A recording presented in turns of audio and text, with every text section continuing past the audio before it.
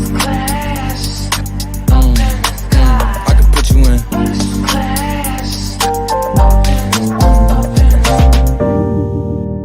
And I can put you in. I can put you in.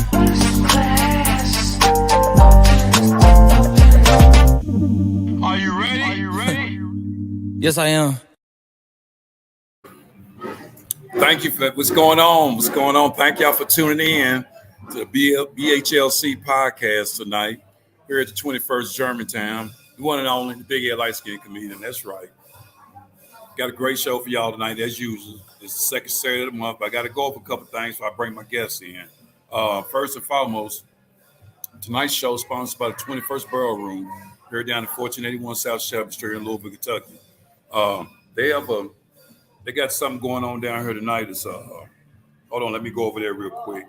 So if y'all want to come down here and support what they're doing, they got a Fist of Riffs, which is metal indoors type of music, and Fist of Riffs. And tonight they got, and it's $20 at the door. They got the Skull, Speed Dealer, Drugs, Storm Tokers, Blackwater Station, Music, and SHC.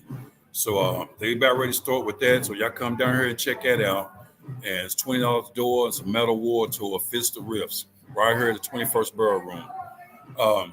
With that said, too, it's been my pleasure to do other people's podcasts and give them love because people give me so much love. So I've been doing Mook in the morning on Instagram on Monday, Wednesday, and Fridays every now and then. I'm not on there every day, but most of the time I'm on there. You can say every day, but on Monday, Wednesday, and Fridays, it's at 9 o'clock on Monday, Wednesday, Friday on Instagram. Make sure you put in Mook in the morning and go follow that. And you'll hear a lot of good things on Mook in the morning, the podcast. We have a lot of fun. We talk about a lot of different topics. So make sure you support Mook in the morning. It's part of the Wu-Tang Clan. Okay. Also, too, I'm just going to touch a little bit on this because we're going to talk about this probably. I'm probably talk about this with my guests. I don't know if you noticed, I got the green BHLC podcast episode 33, green representing Mental Health Awareness Month. That's right, it's Mental Health Awareness Month. If you need help as far as with some mental things, don't be scared to call certain numbers to get their mental help. There are a lot of people I heard sometimes walk around need mental help and just scared to get the help. So, and some people just don't want the help. But please get help or help somebody else because you really can be saving them a whole lot of things mentally where they can get themselves together mentally and be better with inside themselves. Also, too, my other sponsor is the Pre-Father's Day Comedy Showcase right here at the 21st Borough Room, June 17th, day before Father's Day, on the Saturday, 8 o'clock. It's a BHLC production. It's my show. It's my production. But I got host Jai Chandler as my host, Jay Chandler as my host. I got Kenny Never Been Skinny. I got Sheesh the Comedian. I got Sporty T, the one and only OG Sporty T. I got who else I got on this show? P.I. Average Joe. And I just got a lot of funny comedians, about 6 comedians and a host. So come down here and check it out. Pre-Father's Day. Bring a king out to enjoy some stand-up live comedy. That's what you do for the Father's Day gift. Just don't keep telling that king to go cut the grass and make sure you let the seed down with him. Bring him out for some comedy so he can enjoy himself. All right. Now, let me get to my guest here tonight. Real good friend of mine. We've been knowing each other a long time. He's doing things, a lot of big things. That I'm just happy to have him on my podcast. We've been missing our timing with getting on my podcast. He's been busy, and I've been busy with some things. But we worked it out, and he's here on my podcast tonight. Which I give him a big BHLC podcast welcome. I give my good friend, the one and only Jerry Pauly, welcome to the podcast. Come on, man. What's up, Jerry? What's going on, man? It's been a long time. Yeah, it's been a while, ain't it? Yeah, it's good seeing your face, man. I didn't really tell him a little bit because I didn't want to go over your resume. I didn't have a big long script here, so I'd let you do that. But just tell the people, look, I want to start off my podcast where I like to know who they're talking to and your resume and everything, what you do and what you do out there as far as what you're doing. So for the people. So just let them know a little bit about yourself before we get started here. Well, you and I go back about almost 20 years. And it Yep. sure don't seem like that long, but it I has know. been. So we were doing stand-up comedy together back in the day, all the major clubs around town, and then the smaller clubs and the bars and stuff like that. So that's how we got to know each other. And then Right. about 7 years ago, I decided after about 15 years of stand-up comedy that was enough for me. I loved the comedy part. I loved being on stage. Right. I hated all the behind the scenes stuff that nobody. I mean, how many times we do a show and somebody be like, "Oh man, you made X amount of dollars for being on stage for 30 minutes," or it's like, I wish that's all it was. People didn't know, we had to sell our own tickets. We had to go to all these different venues and try to set up these shows, only to Right. have people pretty much say, "Well, why would we bring in music? We're not going to bring in comedians." You know, I Right. was I was one of the first ones actually in town to go to all these bars and start setting up open mics and stuff like that. Right. And I'm glad to see a lot of people do it now. And places like 21st and Germantown, they're doing good. Of course, the Bardstown was doing it, and a bunch of other places. But we we had to set these shows up, and then we had to get other comedians and make sure that they actually showed up, and then we had to sell all of our tickets. And yeah, it was a lot of about 40 hours that probably went into every show we did. Right. That people Yeah. didn't see that part. So I got tired of that part, and I decided Right. nice. So I decided I wanted to do something a little bit different, but Yeah. every time I would get out of comedy, I would miss it and get back in. So I was like, I got to find something different to do. And what I decided to do was go ahead and start a podcast. I heard some podcasts and I thought, you know what, I could probably do something like that. And I heard a paranormal podcast Right. and I said, I didn't even know those things existed. And this, like I Right. said, this was 7 years ago. And I Yeah. decided, you know what, I'm going to start a podcast. I got a friend of mine together and I said, I think we can do this, but I don't know if it'll ever make money. I don't know if we can make money off this thing. Right. And I started the podcast with a friend of mine named Ricky. Woo-hoo. We Just- we did it. Woo! I'm just trying because they got this metal band playing in the background. I'm trying to get them close this door so people can hear you in my No, podcast. I got you. I completely That's all. understand. And matter of fact, hey Ariel, can you shut that door for me because it's too loud. Yes, please keep that door shut. Thank you. She's got it for me. So, but yeah, and I'm funny you said everything you're talking about is so real because simple fact, it's like I always put different type of pictures on my podcast flyers.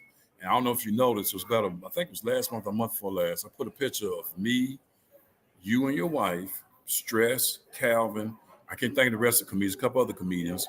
And we had just got through doing comedy at the Improv on 4th Street Live when it first came here. Yep. I think And I Shannon put that- Miller I was used in that as my picture. Yeah. And I put it as one of my podcast flyers about a month or two. It might have been last month, even. I ain't sure. But it just because, like you said, we've been doing this stand-up so long and I'm like you, a lot of people just don't know what goes on behind the scenes. Like just the behind the scenes stuff. And sometimes you be like, oh my God, So now I'm really behind the scenes because I'm just got my entertainment, my production, and especially with this podcast and putting on shows. So, and I'm really behind the scenes, which is good and bad. But I always want to make sure everything's all right with my shows. I got to make sure everybody's straight across the board. And it's a lot of work. It's a lot of light skin work, but I got to keep pushing because people are loving my shows. They love to come to support. And I know people in today's time with everything that's going on, they just want to have a good time and laugh and come out where it ain't too expensive and have a good time, And that's what I put out there for them. That's the platform I put out there for them, so they can come and have a good time here at the 21st Borough Room when I do these shows. Like I said, I got the next show June 17th here at 21st Borough Room. But I love putting them together and getting the comedians, and I love all my comedians love doing it because they have to. Now I will say this for what it's worth, they sell their own tickets. And that's great. It's kind of like what we used to do back in the days sometimes. So, But I tell comedians, if you do my show, you have to be able to sell tickets. If not, I'm not going to, it's not the show for you. And I'm not mad at you. I really ain't mad at you. It just ain't the show for you. So, but just want to, like I said, trying to keep a lot of local comedians as well, comedians out of town to do my show. Keep them busy, keep them working, and letting people see them and stuff. So, yeah. And I just enjoy doing it. Like I said, I know we got a lot of history together from doing shows together. So, but with that said, too, how are you saying something about your pod? You got a podcast you do too, right? Yeah, that's actually how we make a living now. My wife and I have been doing nothing but this podcast for 3 years now, a little over 3 years. Mm-hmm. Yeah, so, yeah, I mean, and I started this podcast in 2020. This has been going 2 years strong. So I really enjoy doing it, you know, so, and just giving out the information to people and so they, you know, can know different things that's going on and stuff. So, but let me go into this here because I want to just talk about a couple of things here and get started here. What do I have down here? Okay. Knowing that everything that's going on out here in the world, here's one. I tell people all the time, there's a generation difference as far as, and we kind of talked about that just now with stand-up. There's a generation difference. Generation today versus generation 20, 30 years ago is totally different. And whether it's with stand-up or just raising your kids or whatever, you know. And I tell people, it's hard now. I will say generations different, but I put my face. I'm saying this: generations are different. But as parents, we haven't changed. But some of us have because we're not as hard as our kids as we should be. You know, and that makes us as punk parents, like Bernie Mac said. So we have to just still install that toughness in our kids now, even though the generations are different. You know, especially with technology and everything. And I love my kids, but I raised them differently. I raised them the way my father did, but I raised them differently with some principles of today included in the mix and bowl raising. You know what I'm saying? So, and you have to do that because generations are different, especially with technology. That's what we're doing right now with this podcast. So, but you can elaborate a little bit on the generation difference of today versus 20, 30 years ago. It's a big difference. I agree with you that I think it does make a difference in the what we see in society today. For example, you know, we're roughly the same age, I'm going to say, you know, and you know, I'd be willing to bet that you grew up the same way I did, getting your ass beat every time you didn't do something the right way. I mean, whippings were just something that was handed out, you know, and that was a common thing. You know, my grandma would, you know, make me go cut a switch off our tree, you know, go cut that switch off the tree and beat me with that switch. And I remember one summer we were so bad we didn't even have shade. You know, that's how bad I was. You know, and then, you know, as I got older, you know, I spanked my kids, but probably not to the level that I got spanked. You know, it was changing a little bit. And now you don't even dare even touch a kid because they'll be on the phone with CPS. That's right. Yeah. And I think what that's done, and this could be controversial to some, but I think you see a total lack of respect from teenagers these days. Oh, yeah. Even more than our day. It's always been, you know, every generation's like these teenagers don't, and it probably is a little different for each generation. But now you see fights in school, you know, with kids fighting teachers. Hey, man. Hey, man. Can you close that door back there? Yes, I'm listening. Yeah. But you see kids fighting teachers now in school. That didn't used to happen all the time. You know, you seeing these kids with school shootings and stuff like that. I know that's a touchy subject, but you know, we could say it's got to do with guns. We could say it's got to do with mental health, but some of it's got to do with just kids I don't think have been disciplined right in the last 20 years, 25 years. Yep. So they, you know, you send a kid to timeout or something like that. I don't think it's got the same effect, but it seems like no kids today have the level of respect that we were brought up to show our elders or anybody else for that matter. It's just, there's just no respect out there. And I think a lot of it has to do with the way kids are disciplined. Now, can I honestly say I look at whipping the same way as I did 30 years ago? No, I don't.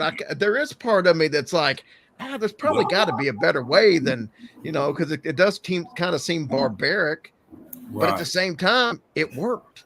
You know, so I don't know what to do today, but there's definitely a generation difference, and I think it's the way kids are disciplined over the years. It is, and the thing of it is the same principles there. It's how you do it. It's not what you do, it's how you do it. What I was always told. It's all about how you handle it. Like they couldn't get the whoopings I got. Like that. I love my father. They couldn't handle the whoopings I got, but it made me the man I am today. But I know how to. I know what helps gets my kids focused. You know, sometimes it's a matter of lifting my voice a certain tone or whatever. Y'all don't have to put my hands on, and it is certain different. Then a lot of these kids nowadays, they just different for whatever reason, whether it's the upbringing or the mindset, or I don't know, through COVID 2020, they just different. But they good kids. Don't get me wrong, there's a lot of good kids out there. There really is. Yeah, but people don't want to say this, but they're softer. That's what it is. Yeah, they're softer. They get offended easier. They get their feelings hurt. You know, and once again, not saying that it was right, but you know, we grew up in an age where you had coaches like Bobby Knight that would yell and scream and this and that. And you know, there's not as many coaches that yell and scream today. You know, you can't get by with that in the NBA. No, you can't get by with that in the NFL because sure it's a different generation that just don't deal with that. Again, I'm not saying that's wrong. I'm just saying that it's different now, and people are a little softer. They get their feelings hurt a little more, and it's definitely going to come into play in all aspects of life. And a lot of them, you know, because I had a young lady on my podcast. She's part of ECHO, which is Supporting Children and Help Organization. And she was talking about some of the things these kids go through, which they do, because a lot of it starts at their home, and some don't have that parent there, and the parents there, or whatever the case may be. I understand there are certain cases where I get that, but some of them do have that problem, and why they are the way they are. So I try to be real open-minded to that with a lot of these kids. Some kids are approachable. Most kids are approachable, and some ain't. It just depends. But I just know that I've always been the type, I feel like I can talk to a kid, because it's all about the approach and the communication at all times. When you talk to our kids nowadays, it's just totally different. That's like my next door neighbor. This happened some years ago. He put a basketball court out there, and he told the kids they could play basketball as long as he was home. Okay, that was part of the deal. Well, I pull up home one day and came in go in my house. They over there playing, but my neighbor's not home.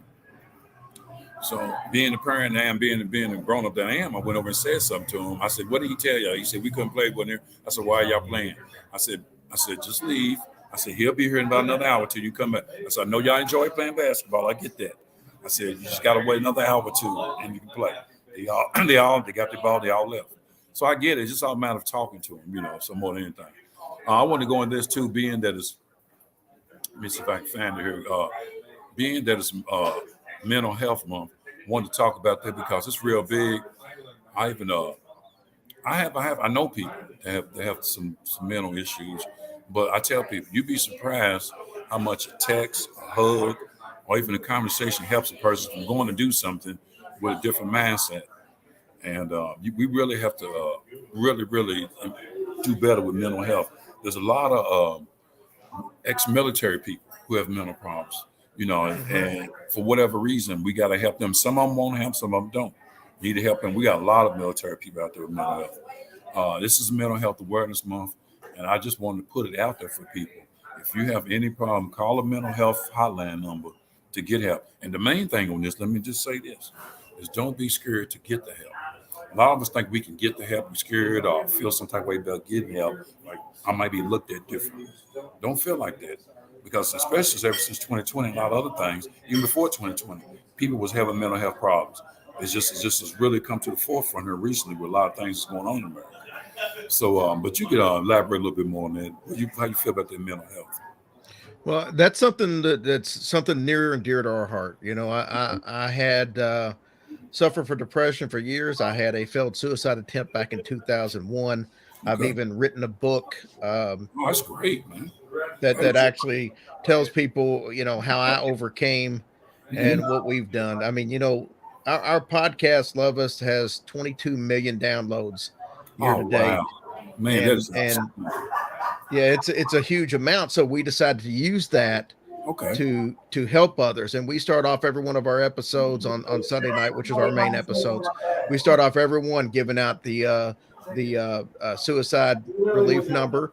Tracy and I, my wife, have given out our personal phone numbers. We actually talk to probably 10 or 12 people each a week that are just listeners who reached out to us. We took Right. our Facebook group about 3 years ago. It's got 6,000 people in it right now. It's a a private group, but Okay. we turned that completely into a mental health support group.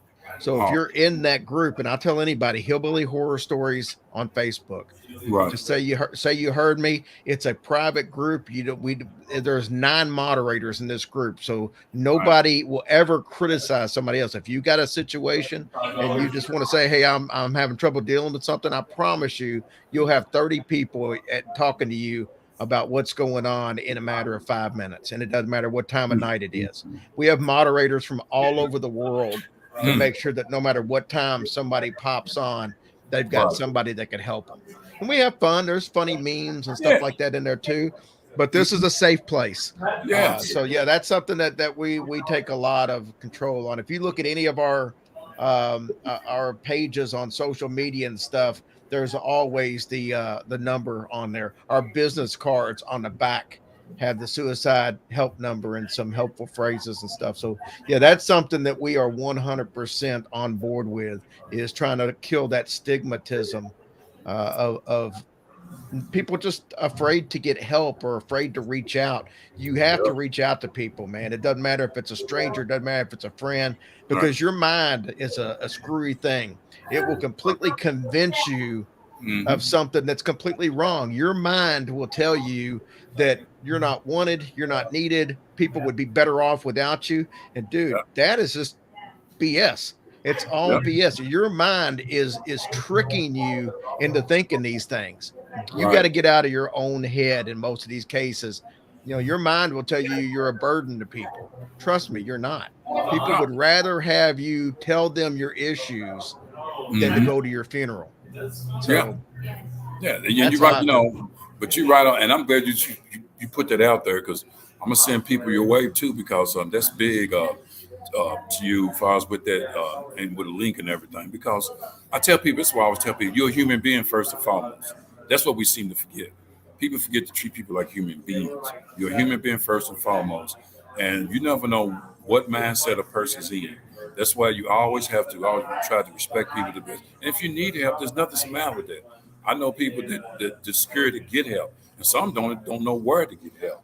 So Exactly. it's just a matter of you have to be really want to get the help, And there's some people don't want to get the help. I understand that, but And it it's really, go ahead. let me touch on this. The new that they changed the suicide hotline number a few months Okay, back, and right. now it's just 988. So you don't have to go through know a number 988, just like the Well, 911 I'm glad number. you put that out there. And that's a crisis helpline. So you don't have to be suicidal. Dude, if you were having a situation to where maybe your wife left you and you're out of a job right now and you're just struggling trying to figure out how to make ends meet, you can call and somebody will discuss that with you. You don't have to be suicidal. You just have to be struggling with something to You be able know, to and use that number. you are so on point because a friend of mine that worked with me at my job, he was going through some things and some things happened to him. I ain't gonna go into details about it, but he was Right. going through some personal things, and he was crying out for help by his actions. He was crying out for help, and we all at work was talking about it. And I told him, I said, I hope he gets the help he need. And I told him, I said, I hope he gets the help he need because he just needs some help. It's not a bad thing to need some help. He's going through some personal issues. He just needs some help. And a lot of times people they try to take all that on by themselves, and you're only human. You're gonna take so much mentally. You're only human. Sometimes you need to talk to somebody, and or just need to have a hug, or just need somebody to talk to. And the best thing to do in them cases is to reach out to somebody. And so a lot of times you don't even know you in that circle. You just Right. doing it. You don't even know you in that circle. So, but I tell people the biggest thing of this is to make sure you reach out to someone. If you don't want to do the 988 thing, call a relative, call your best friend, somebody, and talk to them because you'd be surprised how much it helps you. And I just really feel like mental health awareness is something we really have to take seriously. And I'll help anybody if they need the help for mental health. I will, because like you said, should nobody be feeling like less of a human being just because of the way they are and way different things. So no, you shouldn't have to feel like that. And it's really big. Um, I'm gonna move on to something else, but That's dear to my heart. I'm definitely gonna send people your way if I know anybody with mental health issues, because that 988 number, or even send them your direction where they can talk to a moderator personally, more than anything. So because this is kind of I ain't gonna say it's related to mental health, but the economy. Me and the guy was talking today about how I feel like we're in a recession right now. Honestly, I do. We are. We're in a recession, but nobody wants to talk about it. So I'm gonna put it out there. But the thing about being in a recession is, personally, as a human being, I tell people, you may have wants, but the most important thing is your needs. You have wants, but the most important thing you need. When I say needs, it's food, shelter, and maybe transportation. Okay, them are needs. You gotta eat. You gotta have some type of shelter and some transportation. But a lot of times in America, we have more wants than our needs, and we go over too much to our wants more than our needs. So I tell people, know the difference, and also if you know we're in a recession, and you have some difficulty with your money. Learn how to budget your money, or get somebody to help you to show you how to budget your money.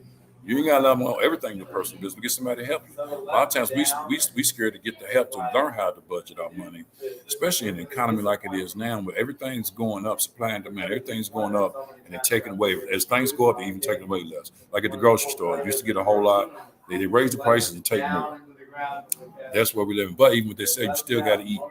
So you have to learn how to just budget your money. You can elaborate a little bit more on the economy thing. I'll tell you something that I learned, and this was on budgeting a long time ago. If you have online banking, which everybody does today, Right.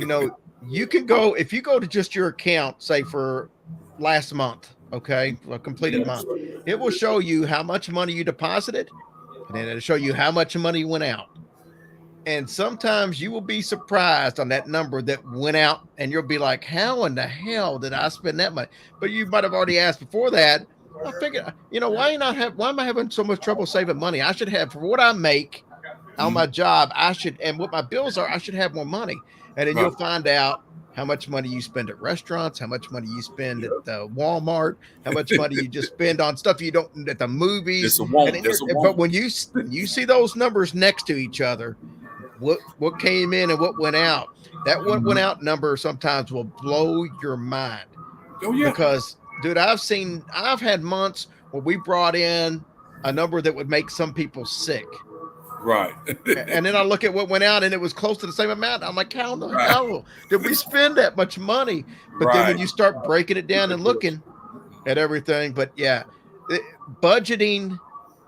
I hear Dave Ramsey all the time talk about budget. I learned years ago from Dave Ramsey, who, if you haven't heard of Dave Ramsey, he runs a very popular talk show on how to save money and how to not get in debt. Well, he talks about putting every dollar that you have, give it a name. So if you know that you're going to bring home $600 this week from your paycheck, beforehand, take that $600. I got to pay rent. That's this much is going out for rent because rent's due on the first. I'm putting $300 behind each check. So $300's going for rent, and I've got gas that's $40. And then when it's all said and done, you're like, okay, I only got $40 left for like entertainment. The rest of this stuff goes for bills. And then you don't spend more than $40. Right. And if you know where all your money's going, you can see problems beforehand. You can be like, damn, I'm going to struggle to pay rent this month. Right. If all I get are $6, and you might know, hey, you might have the ability to work some overtime or something on your job. Not everybody's got that ability, but you might say, hey, I need to work some extra hours because I'm going to come up short. But you know that if you budget like that, and that's the easiest way, make sure every dollar has a name. Right. And because otherwise you'll just spend money, recklessly, and you won't even realize where it went and have nothing to show for it. And I tell people, when it comes to money, you either make the money or money can make you at the end of the day. And the money really can make you if you don't make the money. Because a lot of times we spend in a way that just we don't think about. I had it's too easy. We do. We just don't. Like you said, you realize how much was going out versus coming in. You see them numbers, like, oh my God. but it was good. It was a reason for you to look at them numbers. So you can say, okay, I need to revert back here a little bit and make sure there's a little balance, you know. So with that said, and I had a friend of mine, her and her husband trying to work out some things. Certain, I was telling her what to do for us on budgeted money, and she listened to me, and I guess they're doing it now, and it's great. Uh, I just know that, I guess I've been a big thing about wants and needs. I know I can say, hey, I like to have them that head over there, or a necklace, you know, certain things, but do I really need that? What's more important, food or shelter? You know what I'm saying? And a lot of times too, you can save more money if you can eating at home versus going out, because it costs so much to eat out. That's where most of my money's blown at, to be honest with you, is eating out. It costs a lot, man, to eat, especially if you like to eat seafood like I do, like to eat seafood and Italian food. So I always tell myself, you know, try not to go out no more than once, twice a week, if that, you know what I'm saying? Because why go buy all these groceries and we're not sitting at home eating? You know what I'm saying? So I tell my wife, now we're gonna stay home more often than going out and eat. And you see the difference at the end of the month. You see the difference on the money. You're like, oh my God. You know, if you 1 month you went out and ate 20 times, and then 1 month you only went out and ate twice, you see the difference. So, you know, but you just have to know the difference between the one, especially in this little recession we're in, because a lot of times I know some people feel it and some don't, but my thing is you only feel it if you're spending crazy money out there which you don't have. If you're always negative or in the red, that's when you feel it. If you're smarter than your money, you'll be fine. But if you let your money get away from you, it can get away from you real quick. And you realize, especially in today's economy, that, whoa, I need to slow down here. You know, I'm in the red, and next thing you know, I could be homeless. So it's people that go to being homeless because of bad spending. You know, so and this economy is, and I'm hoping we get out of it. I don't know how. I don't know what the answer is, but I hope we get out of it so people can feel a little bit better about themselves, their situation, their financial situation. And but it don't hurt to ask somebody that knows how to handle money and get a little help. I'll say that too. Kind of say with mental health. Don't be scared to get help. You ain't got to tell them all your personal business, but just ask for some help to get your financial situation together. You know, so because everybody's situation is different financially. That's for sure. You know, so here's one too. This going on big in America and our community, violence. I'm gonna tell you, I did a joke.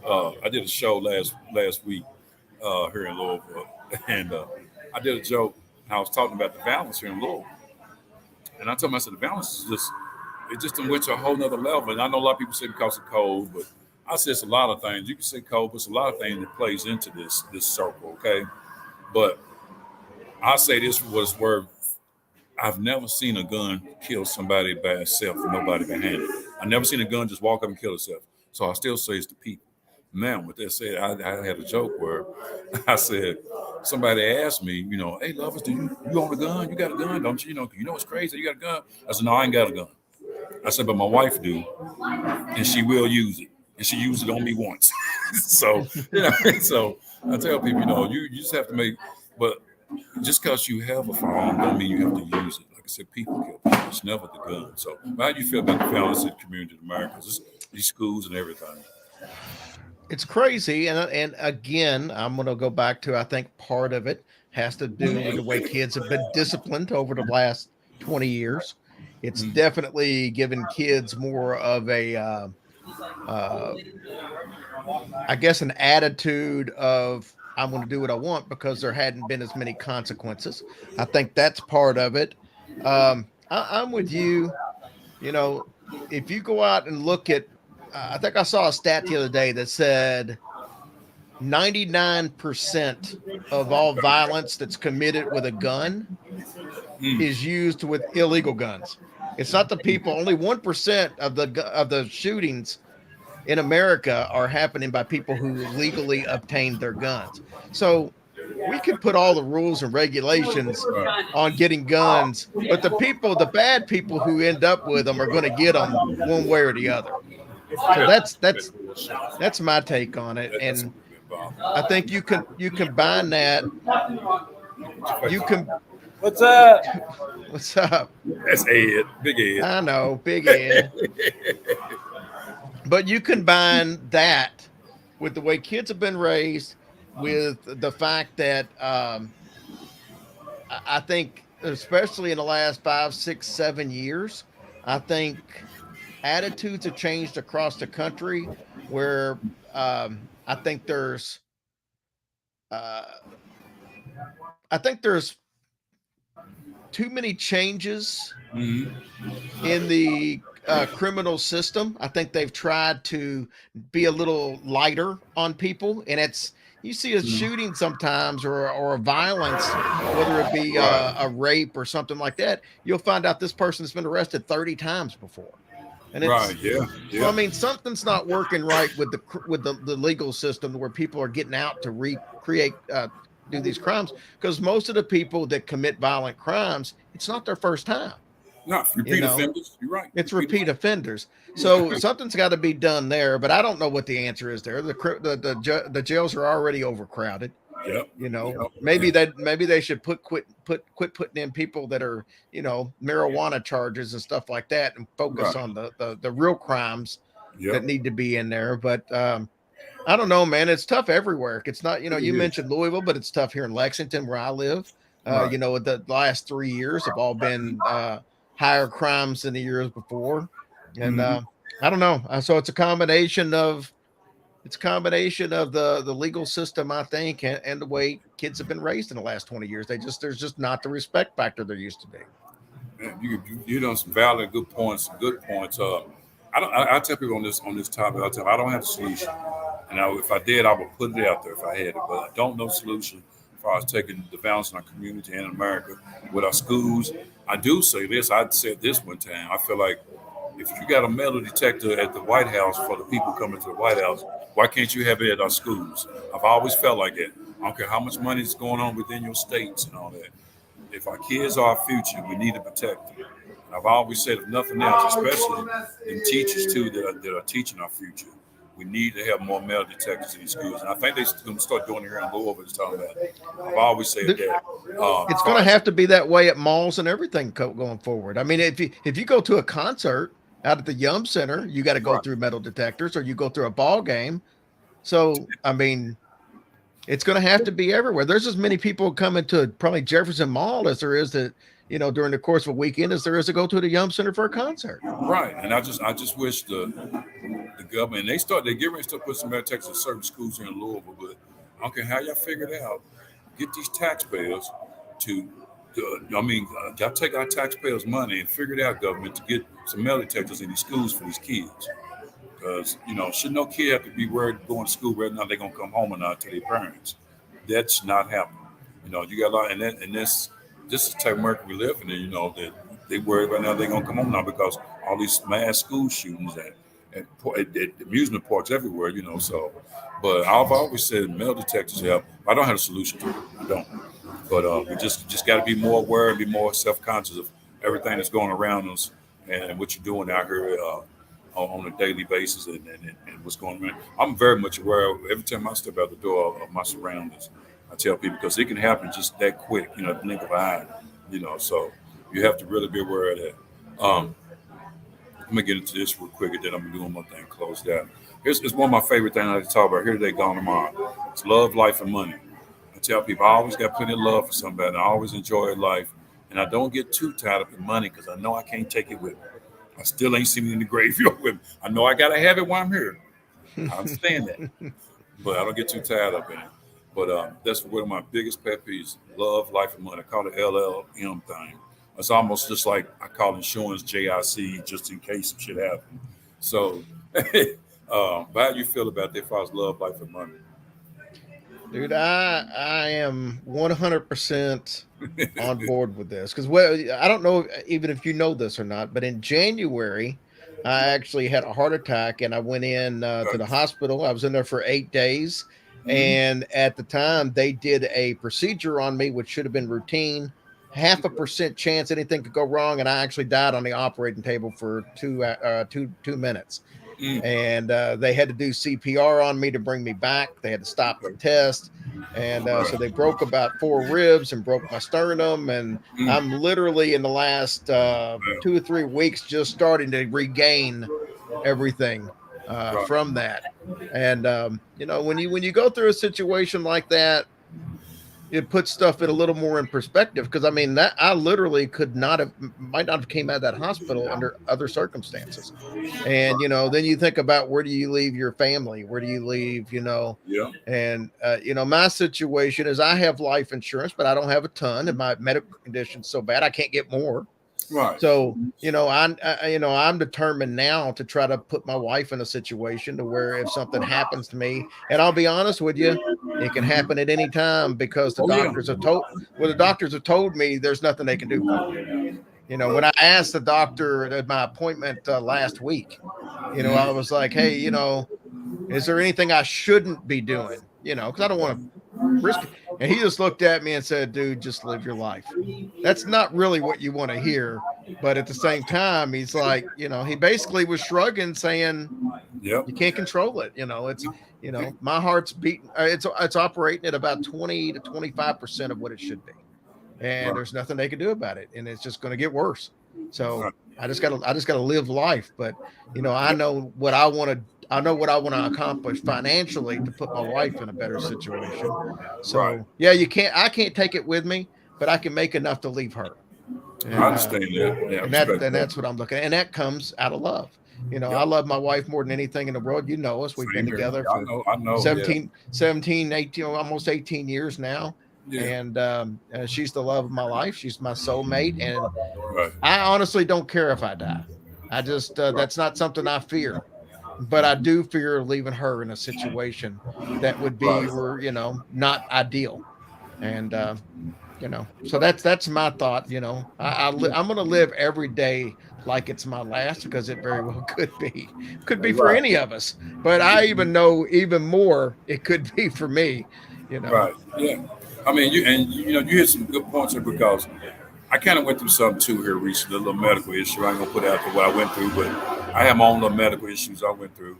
But I think when you go through that, it's a way of being open, your eyes being open spiritually about yourself as a well-being, back to mental health, about taking care of myself, and knowing that everybody don't live forever. But even though you feel like you do, that you wake up every day, but everybody don't live forever. But you enjoy it makes you want to enjoy life even more. And every moment you have a life, when you do go through something medical issue wise, trying to enjoy your life. I tell people all the time, don't put off nothing you can do today for tomorrow, and all that, do it today so you can enjoy it, especially with someone you love, or if you can do somebody for something else. I believe in giving plenty of love. Love costs nothing. And a lot of times we have so many negative thoughts. You'd be surprised how much love can carry you through a day and help somebody else out. And not only that, just yourself.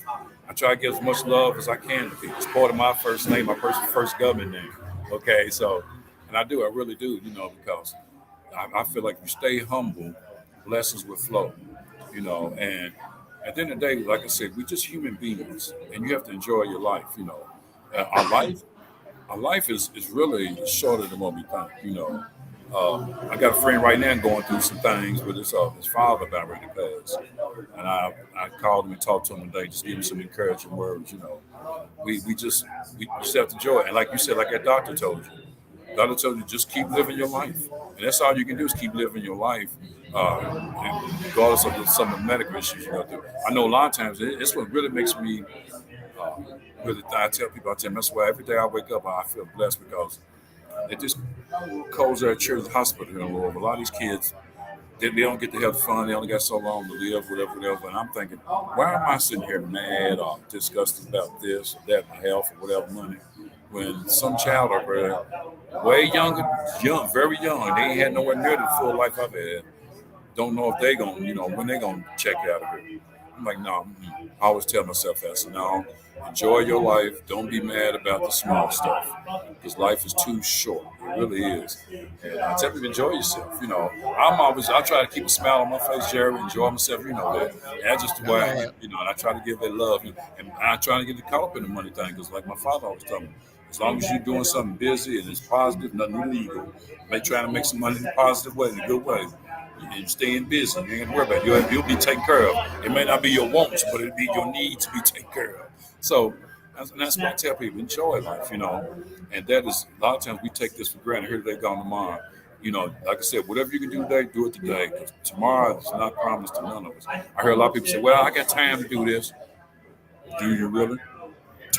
So that's just me. So I'm gonna go and do this for her, and then we'll close it out. And this is real close to my heart, and I'm kind of glad I got you on here tonight because let me speak in general. It's Mother's Day tomorrow, and I lost my mother last year around. Let's see, it was last year. We were 2023. Last year in September of last year, and hit me hard. And I knew she was leaving, Jerry. Okay, but the good thing about it though, I always made sure I got plenty of wisdom and knowledge from her to carry me through everything she taught me. And that's why I am the man today because of her love and her spirit. And I tell anybody, if you got a mother, especially every day was Mother's Day to me. Let me just put that out there. Every day was Mother's Day to me. If you got a mother, not just tomorrow being Mother's Day, make every day Mother's Day because they are golden. Now, I said this too, just because you have a child don't make you a mother too. Let me put that out there. Because there are some who's not being mother. Same way with their father on Father's Day. It's because you have a child don't make you a father. But my mother was there for me in every way possible, spiritual, financial, everything. I can always go to her, and just times and moments I just needed to talk to her was there. So I tell people, if you got that mother, you better embrace it. You know what I know because that can't be replaced. It ain't like going to get another loaf of bread. Once the mother's gone, they gone. It can't be replaced. And there's nothing in this world I wouldn't do for my mother. And tomorrow I'm going to go to her grave and pay my respects to her because there is no other woman that can be like my queen, And I thank her for bringing me into this world. And I'm going to see her again one day. I know I will. And she's looking down on me now and blessing me with this podcast, blessing me as who I am, and me, my wife, and my kids. So, but with that said, what's your feeling with Mother's Day tomorrow? I lost my mother 2 weeks before Christmas back in 2005. So it's been, 17, 18 years or so now. Okay. It never gets any easier. I'm sure. But do you have time for a very cool story, though, involving my mom? I got time. That's what we did. Come on. This is Mother's Day. I got time. I'm going to share something that not everybody's going to believe, but this totally changed my life, Levis. So when my mom was around the last couple of years, we didn't have the best relationship. It used to be really close. Last couple of years, we didn't have a good relationship. She'd call sometimes, and I'd see it was her and just not pick up the phone, that type of thing. Sometimes I'd go over to the house. I'd see my dad. She'd be in the back bedroom. I wouldn't even go back there to say hi. So that's kind of a crappy thing to do. Well, I don't know if you were even a part of this show. You may have been. But back in 2005, there was a little place down on Story Avenue. Hey, Keith, can you shut the door for me? There was a little place down on Story Avenue that they were doing some comedy and music stuff. Okay, and one night, it was the night before, the 13th. I was doing a comedy show up there, and they were doing music and comedy mixed. Okay. And I got a call on the way there. It was sold out, but I got a call on the way there saying my mom had been rushed to the hospital and they thought it might have been a possible stroke. My dad said, you know what? Go do what you got to do. Me and your sisters are going down there. We will keep you updated. Just get there when you can. Okay. So I tried to hurry up and go on, but I was the featured act that night. Wow. Okay. So I didn't get to go on till like 11:30 that night. This was like the show was supposed to start at 8. So it's like 11:30, and I kept going to him saying, dude, I need to kind of get out of here. But I kept calling my dad. Well, eventually they said, you know what? Everything looks to be fine. She's coherent. They don't think it was a stroke now. Okay. Just come up tomorrow or something. We're good. Okay. They're sending us home. Okay. So I felt okay. Well, when I got up the next morning, I got a call about 7 o'clock saying you need to get to the hospital now. And literally by 10 a.m., my mom was gone. I was holding her hand when she took her last breath. So you can imagine all the feelings that come in about all the times where I kind of ignored her in the last couple of years. Yes. Now we're going to fast forward 6 months. Okay. Chuck Porter. We all know Chuck Porter. I was doing a show with Chuck. Okay. I'd been doing stand-up already for a little bit when that happened. But I was doing a show with Chuck out on Miners Lane in the South End at a little place called Red Eyes. I Okay. know what you're talking about. Yeah. I was there really early. As Uh, I'm in the place getting ready to do this little hole in the wall bar. I mean, it had 2 rooms, the bar area and where they did karaoke, and that's where we were doing comedy. Okay. Fit maybe 30 people, maybe. Wow. Okay. Yeah, I've been done that before. Now, I have a couple come in. This is probably 2 hours before the show. A couple comes in, they're bikers. Okay, stereotypical bikers. It's the guy's white guy. He's about 6'1", kind of burly, got the burly beard, all the leather jacket and stuff. And he's with a woman who was kind of rough looking. She, rode hard, put around wet. She definitely looked like a biker type. Not disparaging bikers, I'm saying, but when you think stereotypical, they just look like a normal set of bikers. Right. They don't know who I am. I start Okay. talking to them, and they tell me, they find out I'm a comedian. I said, "Are you going to be staying for the show?" And they're like, "No, we didn't know there was a show. We're actually leaving to go to another bar. This is just our first stop." I said, "Oh, okay." So then we're just talking, bullshitting, nothing major. They're telling me jokes. I'm telling them jokes. Well, then I go in there and I sit down in that other room, right where the show's going to be. Okay. I'm going over my notes, getting my act together. Okay. They come in and sit down. Well, they're across the room, but I felt obligated to go talk to them because you're like, it's almost rude if you don't. Right. So They're right I there. get up, I go sit down, and we're talking about nothing really. I don't even remember what we're talking about. Love us, here's what happened, and I swear to God, this is what happened. The guy looks at me and he says, "Hey, your mom just wants you to know everything's okay." Now they don't know anything about my mom. They don't. I'm thinking I missed a joke, and I did that little awkward kind of laugh because I must have missed something he thought was funny. And the woman reached over and put her hand on my hand, and she says, "No, seriously, your mom wants you to know everything's okay." And love us. I'm telling you, I broke down, man. It's Okay. like Really I did. knew she was there. And then we start talking. And I'm like, I just feel so guilty because we didn't have the best relationship. And they're like, yeah, we know that. And she wants you to know that everything's fine. You don't have to worry about all that. Put all that stuff behind you. Right. And love us, we had a conversation for 5 or 6 minutes on that. Okay. And then they got up and left, and I've never seen them again. They knew nothing about me, but somehow, some way, they had messages for me on something they couldn't have known. They had no way of knowing anything that my mom was passed or any of that.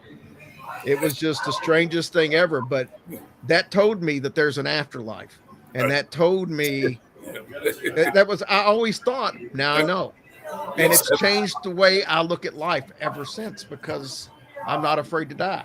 Right. That was a spirit intervention. That's all it was, a spirit intervention. No, on both sides. You didn't know, he didn't know, you didn't know. That was strictly a spirit intervention. And it was about you. You were supposed to be at that place at that time. And that guy was supposed to be at that place at that time. That was a spirit intervention. And when spirit intervention happens, there's nothing you can do. You can't stop it. Nobody can stop it. So, but that was beautiful because it lit you up. It lifted, even though in that moment you was like, well, but it also lifted you up. But everything as far as your relationship with your mother in that moment just lifted you up, which is a beautiful thing. Mothers, and I call my mother queen. My queen knew how to lift me up. That's one person I could call if I was having a bad day. She knew how to lift me up. And the main thing of it, like I tell people, we come from a woman. So I've always tried to respect the woman. And that queen, she always knew how to lift me up. And that's just what she done, me being her son. I wasn't always I was a good kid, but I wasn't always the best of kids. I was a good kid, though, because I would do anything for my mom, but I wasn't that bad of a kid. Yeah, there was times I tested my mother, which I shouldn't have, because I used to be dark-skinned. She knocked it off. That's why I'm light-skinned now. But with that said, I tell people, that's what back to the kids. Everything she done for me, punishments, whoopings, or whatever, I deserved every last one of them. Because it made me who the person I am today, and I wouldn't be there without her. So, like I said, Mother's Day is truly a big day. Every day was Mother's Day for me. I put it on my page the other day. Me and her having breakfast somewhere. I tell them every day's Mother's Day to me. Enjoy, and a lot of times, now that she's gone in the afterlife or whatever, I feel her spirit really, I feel almost even more than when she was even here because I feel the spirit. And you may feel that too with your mother, I'm sure. And I feel the spirit even more. And it's a beautiful spirit to feel because it keeps me online for my life and my destiny. You know what I'm saying? So embrace your mother if you got one. Embrace it, embrace it, embrace it. There is no, you don't get another mother, you don't get another father. I lost my father in 2006, but it's about the mothers tomorrow. Mother's Day, make sure you embrace that. I can go on about my queen because I love her just so much. She did so much for me, and I wouldn't be the big air light skin comedian without her. So, and I tell people, you know, a lot of times in life we don't realize that our mother is guiding us, even when she ain't around. Even when I was in the military, she wasn't nowhere around. I would call and talk to her, but she was guiding me then. Through, even though I couldn't see her face to face. Like I said, now I can't see her face to face yet. She's gone and her body's gone, but her soul and spirit always live in me. So embrace it. If you got a mother, embrace it. And if you don't have a mother, embrace some female that's taking care of you. If it's been a female taking care of you, embrace that. Embrace that because they queens. Just like you said, you love your wife. Like I love my wife. Love it. So, with that said, man, it's just been so great doing this podcast with you. I could go on and on, but this metal war thing going on here at 21st Germantown, it's getting a little rock and rollish. Big Ed, I think, is in there playing the guitar and on the mic. I think about now, Jerry. So, hey, at 21st, we actually did a live show for our podcast out there back last month, or it was in April, and we actually sold it out. We sold it out way in advance. So it's a cool venue. It's a great spot for it. It's a great spot for comedy, great spot for music, great spot for all type of entertainment. It really is. I can't wait to the show next month. Like I said, y'all need to get these $15 advance tickets to the pre-Father's Day comedy show here at 21st Borough Room, 1481 South Shelby Street, here in Louisville, Kentucky. June 17th, 8 o'clock p.m. BHLC production. I got a lot of good comedians. Make sure y'all get them tickets. Also, too, I want you to put out there how people can get in contact with you. Definitely put that mental health thing out there again because people, and that ties in with Mother's Day. There's some people that are just going through mental health don't have their mother. And Mother's Day tomorrow, exactly. They affect them some way, their mindset. So, put that out there as far as with, again, your link or whatever, and then have people get in contact with you and what you're doing too. All you got to do is look up Hillbilly Horror Stories, and you can find it pretty much any podcast app that we're on. If you Google us, you'll find where we've been on the news several times talking about our worldwide approach. But hillbillyhorrorstories.com. Best way to reach us. You can send us an email from there, or we're Hillbilly Horror Stories on Facebook. We've got a page and a group, and then if you want some extra support, just go to the group, and then where it asks you the questions, just put "you heard about us" on this podcast, and I'll make sure somebody lets you in. Yeah, and send that to me too, your group or whatever through chat, man. Send it to me so I can put it on my page because I got some followers and people on my page who follow me big time, and especially this I'm here on YouTube, my subscribers, and they just need to know there's people out there that needs help right now. And I hope if somebody's looking at this podcast and then they can get the help they need, because the people need help and don't know where to start. They need that help. And there's nothing the matter with getting help. Let me say it again. There's nothing the matter with getting help. We all need help at one time or another, it's mental or whatever. There's nothing the matter with getting help. We human beings. Things are going to happen. We're not perfect. But we just try to live our life to the best we know how as individuals. And with Mother's Day coming tomorrow, like I said, I know some of you don't have your mothers like me, but embrace somebody else's mother if you have to. Hug them or whatever. So, but enjoy the day because it's a beautiful, beautiful day. And every day is Mother's Day to me. With that said, this being the BHLC podcast, I'll be here again second Saturday of the month. I think the next one's June 10th. 4 days for my birthday. I'll be 100 years old next month, so I'm trying to wear it well. Black don't crack. That's right. And as you get older too, I'm sure you felt this. You get older, you just embrace different things in life. And young people can't understand this right now. I'm about ready to say, but you embrace some of the more small and simple things in life. Y'all so much are trying to embrace all this other crazy stuff. But as you get older, you embrace the small, simple thing because you realize you may have even wasted some time on certain things and certain people that you shouldn't have along the way of the course of life. And life ain't nothing but a book. I'm in a certain chapter in my book where Yeah, it's getting near the end, but I'm turning the page to another chapter. And you have to turn to another chapter in your life. Just where it is, life ain't number one book. It's all about how you enjoy each chapter of your book of your life. That's what it is, for real. So, man, it's been great, man. I don't know where else to go. It's just been great. I'm so glad I had you. I'm gonna have to have you back. Yeah, I'm gonna have to have you back for sure. Yeah, I'm sure we got plenty more we can talk about. Oh, you know we do. We got a whole lot more. Maybe even have your wife with on the next one because, you know, I love her too. I got much love for her too. And you just don't know when I put that flyer on my page, a picture of us all at the Improv, it just really touched me because that's how comedians was back then. We all just love each other, love supporting each other and doing stand up. You know, so it just I'm not in the game anymore, Lovis, but everybody tells me it's not what it was 20 years ago. a little As bit. far as Yeah. the camaraderie and stuff. I mean, Yeah, and that far as camaraderie, it's not. And I agree with him. It ain't. It is different. And but I tell you what, a lot of comedians they comedians, whether internet comedians or whatever, social media comedians, whatever. But it's truly a blessing that I got the comedy one-on-one, hands-on through this. So because when I take the stage, I know who I am because of what I've been through. You know what I'm saying? And you can't go by that. You have to experience it. And you know what I'm talking about. So, but with that said, man, it's been great having you on my podcast. I'm definitely gonna have you back. The BHLC podcast be second Saturday in June 10th. Make sure y'all tune in and make sure y'all support Jerry Hillbilly Horror Stories, what he's doing, because he's got a lot of good stuff going over. Support his mental health links. Go to his page, support that if you need that help, or if you know somebody, turn them to it. So. Continue supporting this podcast. Continue supporting him. I thank y'all for tuning in tonight. I'm the one and only big head light skinned comedian. Thank you for tuning into the BHLC podcast. I'll see y'all June 10th. I really appreciate you. I appreciate you being my guest too, Jerry, as always. all right, brother. Anytime. Okay. You enjoy your night and much love to you and your wife.